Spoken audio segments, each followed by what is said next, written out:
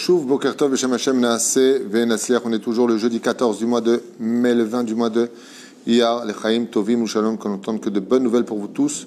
Shiur dans la liste dédiée pour Bezrat Hashem, la Refoua Shlema de Avraham Ben Torkeya. Refoua Shlema Refoua Tanefesh Refoua Tagouf Bezrat Hashem. Shiur offert par Karen Ben Zaken. Qu'Akadosh Baruch Hu lui ouvre les portes de la réussite sur tous ses chemins. Bracha Revacha Basecha Bechoma Seada Bakom Ikol Kol. Et sans plus tarder, on commence notre Mishnah. Bezrat Hashem. Alors, une petite Mishnah, on est dans Mishnah Bet du 3e chapitre de Masechet Avot, mais qui demande énormément d'explications et qu'on va essayer de décortiquer un petit peu ensemble. Alors, je vous explique cette Mishnah-là. Rabbi Hanina Segan Akohanim Omer. Donc, on parle de Rabbi Hanina Segan Akohanim, chez Shimesh Sgan, la Chorane Akohanim, Agdolim, Sebashov Yeme, Abayt Hasheni. Donc, c'est un personnage qui a vécu vers la fin du deuxième temps. Veu Ra'a Be'enav et Achurban. Et malheureusement, quel?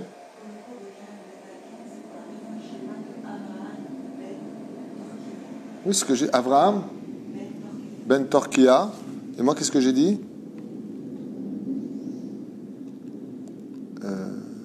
Oui, c'est ça, Avraham Ben Torkia, c'est ce que j'ai dit. C'est là, vraiment. Et Shenigram Biglal Sinatrinam ou Milchemet Achim. Alors, pourquoi on fait une agdama sur le sujet? C'est que Rabbi Hanina Ben Segan Akohanim a vécu à l'époque de la grande haine gratuite que nous avions les uns pour les autres à la fin du Khurban Bet Hamikdash, Shinigram Bigla Sinatrinam Milchemet Achim, qui a mené à une guerre malheureusement fratricide entre nous. Les Fichach Izir Meod à la Shalom, et c'est pour cela que sa Mishnah, lui, est très relié au Shalom, d'où l'importance de ne pas se haïr. Gadol Shalom Sheshakul Keneget Kol Maaseh Bereshit, car, comme vous le savez, le shalom est tellement important qu'il équivaut à lui tout seul toute la création du monde. Ou al-shalom, et c'est pour ça qu'on comprendra très facilement pourquoi justement il parle du shalom. Alors, qu'est-ce qu'il vient nous enseigner? L'enseignement qu'il va nous donner ici, c'est un enseignement pour tous les pays, pas simplement pour nous. On pourrait carrément dire que les non-juifs devraient aussi s'investir de cet enseignement. Qui dit quoi? Alors, bon, on irait Bezrat Hashem. Qu'est-ce que dit Rabbi Hanina Segan Akohanim? Donc, il était suppléant du grand prêtre. Prie pour le salut de ceux qui sont à la tête du gouvernement. Prie toujours pour ceux qui dirigent un pays. Bien entendu, si on parle d'un roi rachat comme Hitler ou Haman, chez Yamout. Mais on parle de gens au niveau du gouvernement. Donc, pourquoi? Pourquoi est-ce qu'on devrait prier? Par exemple, si tu vivais dans un État, les Chachamim te disent, je te conseille de prier pour eux. Maintenant, si sur taxe, ils font des choses comme ça, on n'a pas envie de prier pour eux, c'est pas le président qu'on aurait voulu, il y a plein de... Prie pour que ça s'arrange. Le mieux, monte en Israël. Quoi qu'il advienne, car sans la crainte qu'ils inspirent, car si Chazve Shalom, la population ne se remplit pas de crainte et de respect pour le gouvernement, les hommes finiraient par s'entre-dévorer et ils ne pourraient plus compter sur l'État ni les forces de loi pour les sauver. En d'autres termes, ce que vient nous enseigner ici Rabbi Hanina, il y a 2000 et quelques années en arrière, il nous met en garde sur l'anarchie, car l'anarchie mène automatiquement à la destruction du pays. Total. Et pourquoi il parle de ça? Parce qu'il a vu qu'à l'époque du Beth Amikdash, il y avait une telle haine les uns pour les autres que les policiers n'étaient plus respectés, l'armée n'était plus crainte, et ce que disaient les dirigeants n'avait plus aucune importance. Alors vous allez me dire, oui, mais enfin bon, excuse-nous, mais on n'est pas des brebis pour voir un berger qui fait ce qu'il veut sur nos dos. Vous avez raison, on ne parle pas de ça. Il y a des nouvelles élections, prenez quelqu'un de mieux. Mais en attendant, si vous voulez détruire cela, si vous voulez arriver à diriger vous-même tout le système, eh bien vous allez tomber dans une espèce de situation chaotique. Et c'est ce qu'il dit. J'ai vu de mes propres yeux ce qui s'est passé. Je ne suis pas d'accord, je fais ce que je veux, tu ne vois pas ce flic, de toute façon on va les défoncer, on va faire ça. Pas de respect pour la police, pas de respect pour la justice, pas de respect pour le gouvernement. On commence à faire les marionnettes de l'info, vous savez, on se moque des présidents. Et il nous dit, tout ça, ça mène à quoi? À la destruction de toute une construction d'un État. Toute une civilisation peut disparaître à cause de cette bêtise. Et comment tu peux dire une chose pareille, toi? Rabbi Hanina Segan Akohanim, il dit, je l'ai vécu. Le temple a été détruit Parce qu'on a remplacé les hiérarchies par justement l'anarchie. Et si c'est le cas, alors tout s'effondre automatiquement. Automatiquement, tout s'effondre. Je me rappelle qu'à un moment, quelqu'un avait dit à un président français, une gourde, mais énorme. Oui, le président doit prendre le TGV comme tout le monde. Mamache, non, tu es un président, c'est-à-dire que tu représentes le pays. Et donc, si tu représentes le pays, ce n'est pas toi dont on parle, mais tu représentes le pays, tu représentes la France, tu représentes Israël.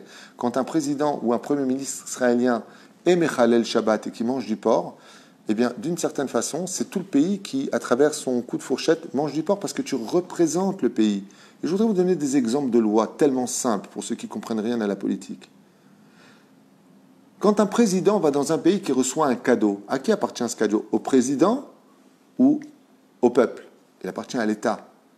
Aujourd'hui, en d'autres termes, si Bibi Netanyahou ici en Israël est accusé, c'est parce qu'il a reçu des cadeaux qu'il a pris pour lui à la maison, des cigares, des trucs. Oui, ben ça c'est une grave erreur. Ça fait partie d'un des dossiers pour lesquels il est accusé. Un président, je ne sais plus lequel, lui a fait une belle boîte de cigares qui vaut $250. Oui, mais ça s'appelle voler, c'est un détournement de je ne sais pas qui, pas quoi. C'est un des dossiers. Je ne dis pas qu'il n'y a que ça, mais peu importe.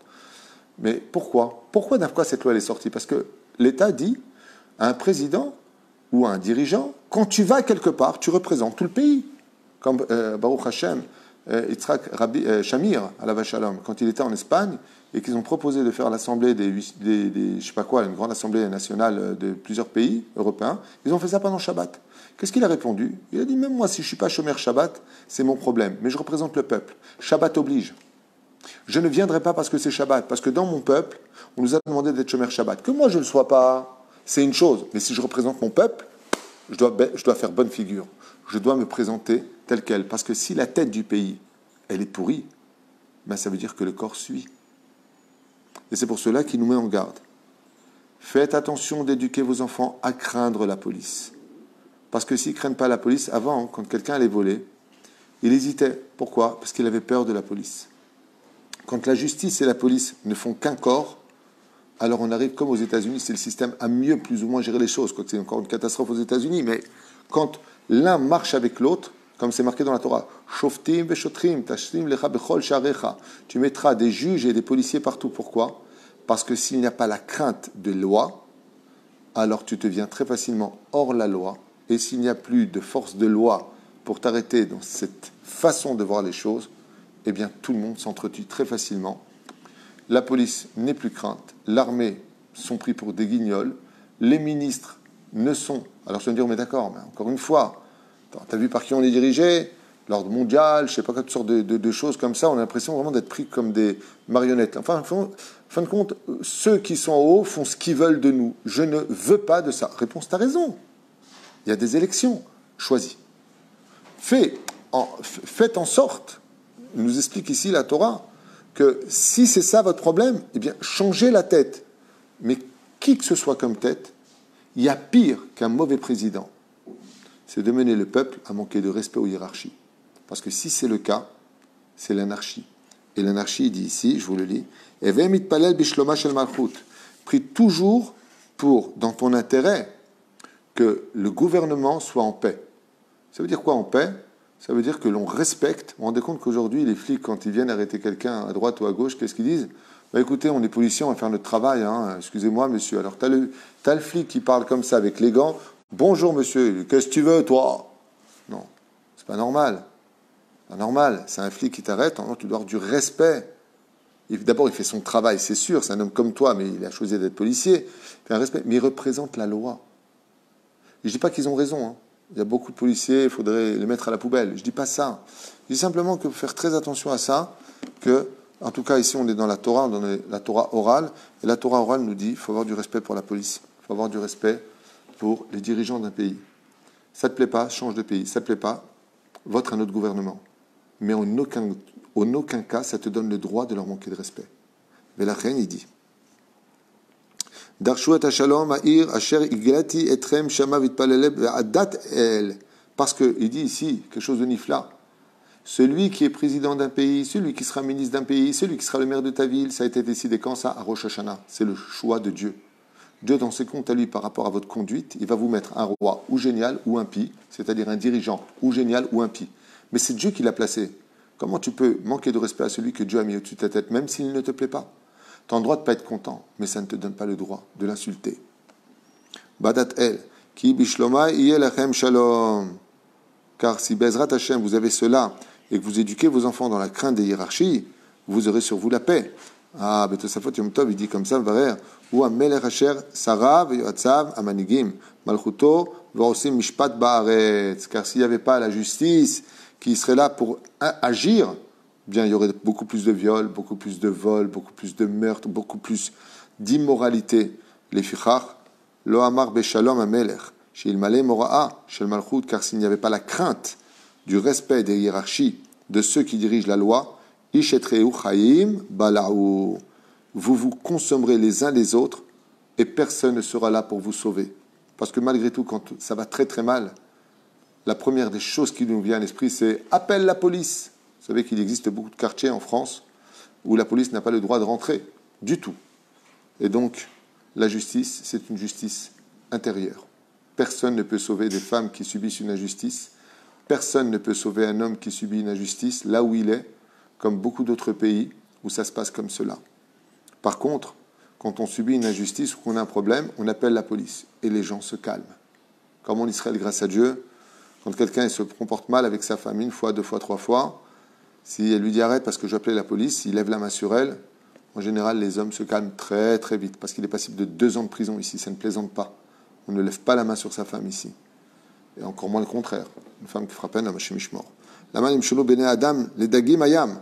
Et c'est pour cela, il dit ici, pour finir, que l'homme est comparé, comme c'est marqué dans Habakkuk, un des prophètes d'Israël, l'homme est comparé toujours au poisson.